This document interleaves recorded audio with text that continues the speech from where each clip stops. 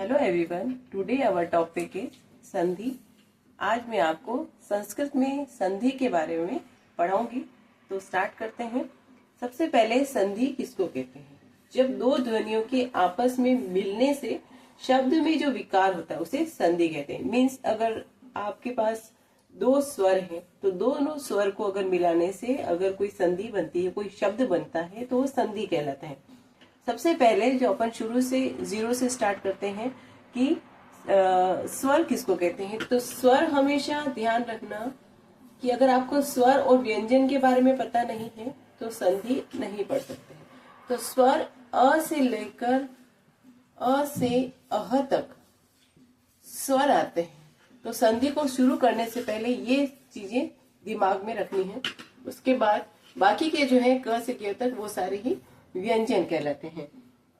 तो मैं आप शुरू करती हूँ संधि के बारे में कि संधि, पहले तो संधि कितने प्रकार की होती है। पहले संधि की परिभाषा, दो ध्वनियों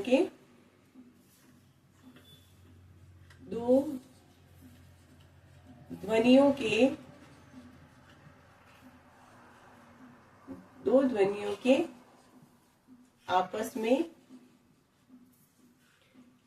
में मिलने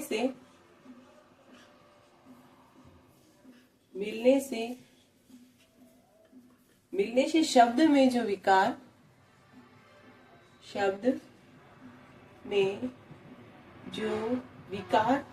होता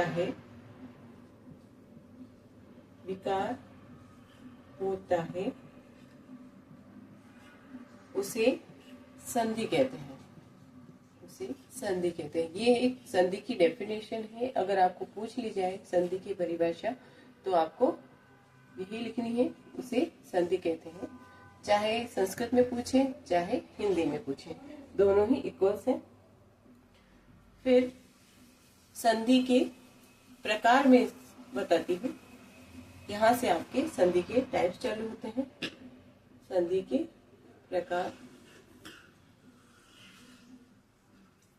फर्स्ट ऑफ अच संधि।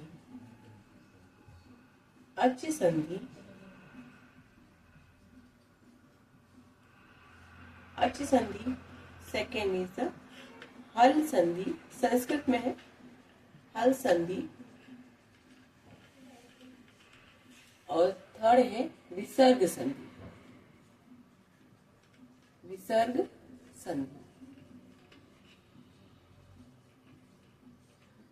अच संधि को स्वर संधि कहते हैं। अच संधि को स्वर संधि भी कहते हैं।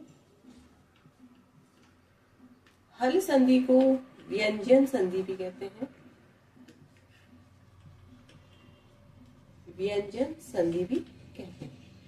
आज हम स्वर संधि के अंदर स्वर संधि के लिए पढ़ेंगे कि स्वर संधि किसको कहते हैं।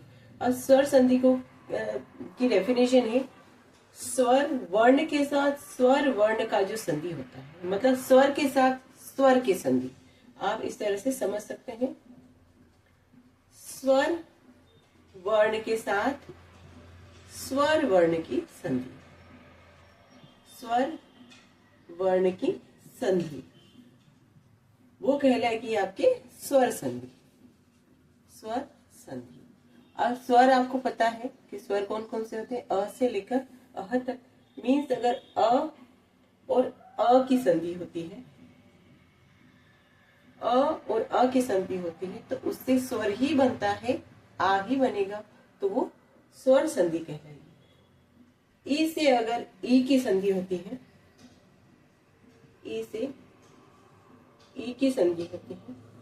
तो वो भी स्वर ही बनेगा। वैसे ही अ से अगर आ की संधि होती है तो आ ही बनेगा।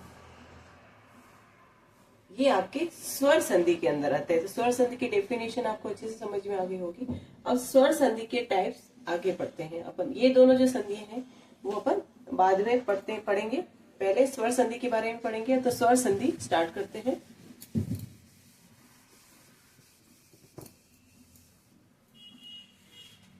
स्वर संधि के प्रकार।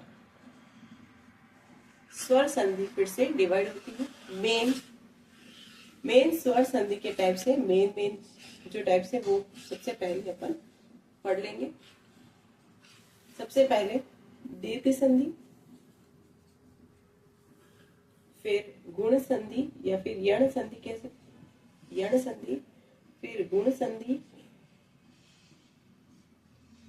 फिर वृद्धि संधि, फिर अयादि संधि, अयादि संधि। ये स्वर संधि के प्रकार हैं। अब अपन इसमें पढ़ेंगे दीर्घ संधि। दीर्घ संधि की परिभाषा कि इस संधि में सवर्ण स्वर आपस में मिलकर दीर्घ हो जाते हैं। सवर्ण स्वर का मतलब है समान स्वर। इसमें आपको याद रखना है कि सवर्ण, सवर्ण स्वर, स्वर में बार बार शब्द यूज कर रही हूँ क्योंकि स्वर संधि है और स्वर आपको पता होना चाहिए स्वर कौन कौन से होते हैं। तो स्वर, सवर्ण स्वर आपस में मिलकर, आपस में मिलकर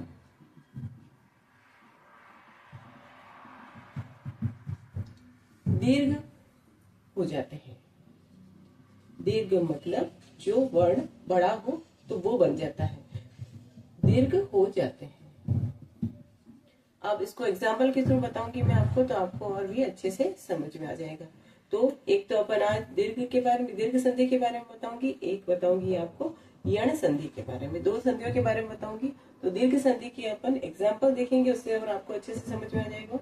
फॉर एग्जाम्पल अगर अपन अ और आ की संधि करते हैं तो आपका दीर्घ वर्ण बनेगा। इन दोनों में से दीर्घ अगर देखा जाए तो आ है, तो दीर्घ वर्ण, दीर्घ स्वर बनेगा, मीन्स आ बनेगा।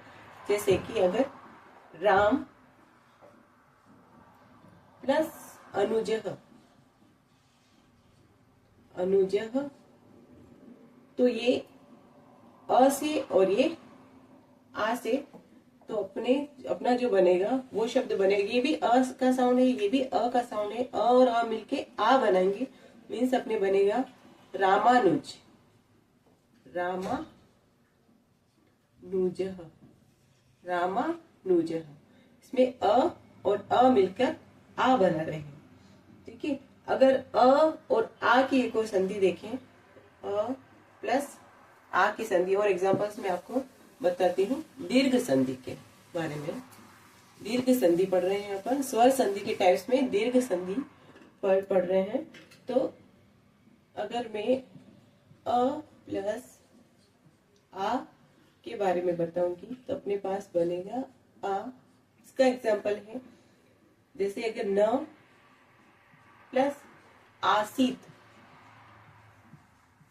न प्लस आसीत, तो यहां से देखेंगे आ बन रहा है और यहां से अ का साउंड है, अ का स्वर है, तो अपने पास बनेगा नासीत,